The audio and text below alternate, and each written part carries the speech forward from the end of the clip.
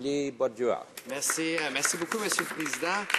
Et je suis très heureux de pouvoir prendre la parole en appui au projet de loi de ma collègue de Terrebonne-Blainville, que j'ai félicité tout à l'heure justement pour son travail, parce que comme j'ai dit dans ma question que je lui ai posée, c'est très complexe comme dossier, on s'entend, mais je pense que quand on regarde le fait que la loi en question sur la protection des renseignements privés n'a pas été mise à jour depuis 2000, c'est assez hallucinant comme chiffre, et au risque de me rajeunir davantage, pas que j'ai besoin d'être rajeuni dans cette place.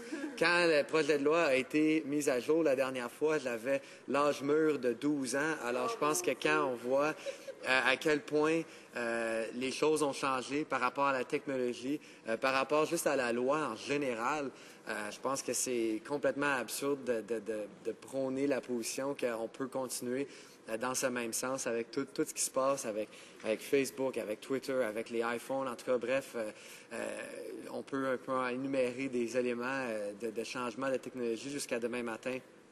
Et en fait, on a juste à regarder aux nouvelles ce matin, sans vouloir choisir des coupables, parce qu'évidemment, il y a toutes sortes de pratiques qui existent, mais la nouvelle qui est sortie avec Bell, justement, et ce qu'eux font avec les données des gens. Et je ne place pas le blâme sur l'entreprise nécessairement. Je pense que c'est à nous, les élus, et plus particulièrement au gouvernement, d'assumer ses responsabilités puis de mettre en place des lois qui vont mener à une meilleure protection de nos renseignements personnels dans une ère numérique, mais qui est aussi une ère d'incertitude. Je pense que le constat que je fais en discutant de ce dossier avec mes concitoyens, c'est qu'il y a beaucoup d'incertitudes, un manque de connaissances, puis pas parce que les gens, les citoyens, de mon comté particulièrement, sont ignorants dans la matière, c'est tout le contraire. C'est qu'on a de la misère à appliquer la loi versus, par exemple, les propos du commissaire aux protections de la vie privée versus ce qu'on devrait faire. Alors, il y a tout un amalgame d'informations qui existent, et je pense que ce que ma collègue fait ici, de mettre à jour la loi et surtout de le coordonner, entre autres, avec les propos du commissaire à la vie privée, aux protections de la vie privée, je sais que c'est pas le seul élément, mais c'est un élément qui frappe, parce qu'on voit souvent ces propositions de la commissaire dans les nouvelles. Alors, c'est évidemment quelque chose qui saute aux yeux des gens à la maison qui suivent ce qui se passe. Et je pense qu'un élément que j'aime beaucoup dans le projet de loi qui est très important, c'est surtout la question de la coordination avec les lois dans d'autres pays, et d'assurer qu'on est à la hauteur de ce qui se passe partout dans le monde. Parce qu'à la fin de la journée, la protection de la vie privée dans l'ère numérique, ça ne connaît pas de frontières.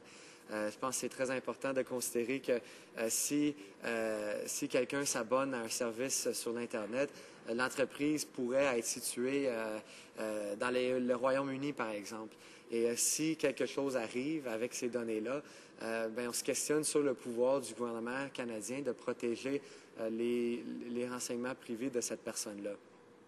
Donc, cela étant dit, je pense que on reconnaît, je pense que ça va de soi de reconnaître que les frontières dans le monde numérique sont en train de disparaître, et il faut en tenir compte quand on met à jour nos lois, et c'est ce qu'il fait ici, ce qui est très important.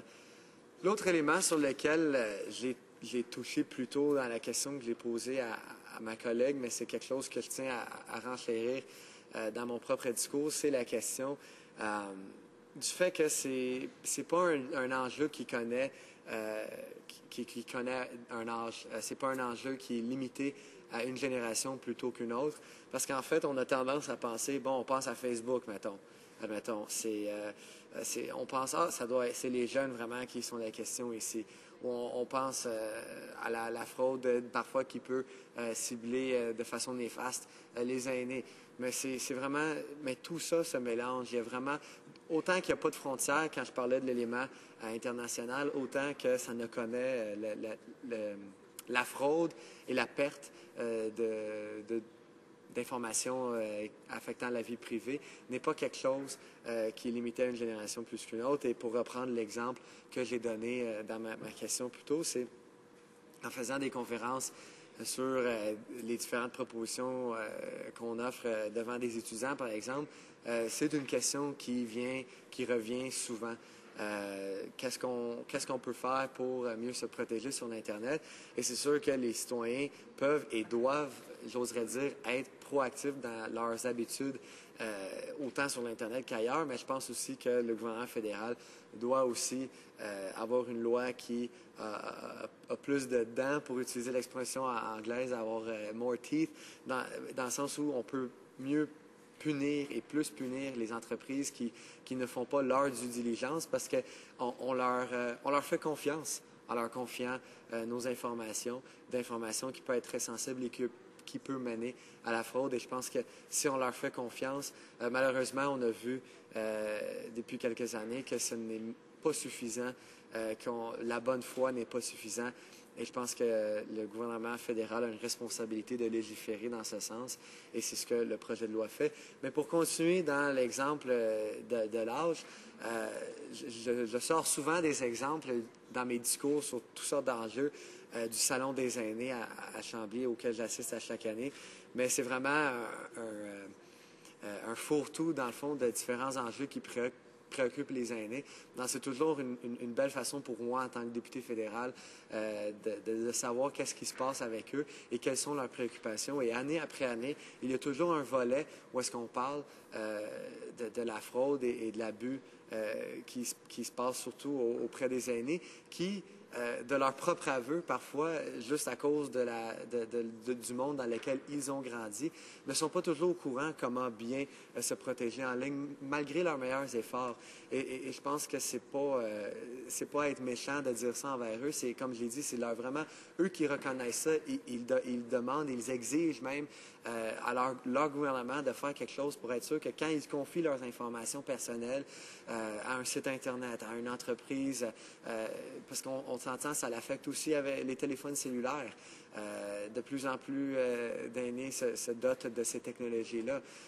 Et c'est bien, on veut qu'ils puissent participer dans cet aspect, l'aspect de la technologie qu'on a dans notre société. Mais il faut faire notre devoir en tant que représentants élus pour s'assurer qu'ils puissent le faire en sécurité, tout en reconnaissant qu'ils vont et doivent être proactifs, tout comme les jeunes doivent faire la même chose. Mais je pense que le besoin d'un citoyen d'être proactif ne nous enlève pas notre responsabilité en tant que législateur de faire notre due diligence pour assurer que la loi est en place pour que les compagnies ne peuvent pas courir partout avec nos informations, puis possiblement mener à des situations regrettables. Et, Monsieur le Président, j'irais juste que dire que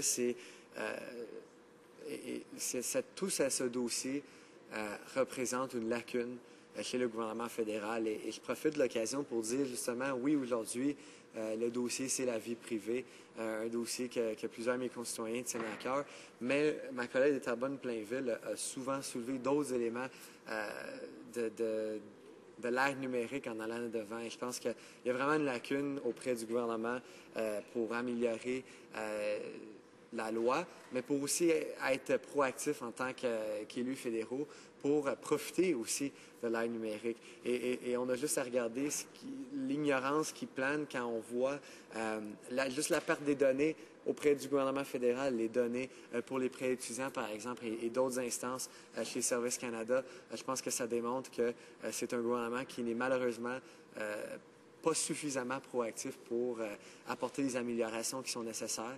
Je sais que c'est ce que ma collègue fait avec ce projet de loi et c'est ce qu'elle va continuer de faire en développant notre stratégie numérique en tant que porte-parole pour les affaires numériques pour le NPD. Et je suis très fier de son travail, je suis très fier de l'appuyer et de savoir que c'est le genre de mesures qu'on apporte. Je sais que mes concitoyens seront très rassurés pour savoir qu'il y a au moins un parti avec ses députés qui se tient debout pour ce type de dossier. Merci beaucoup, Monsieur le Président.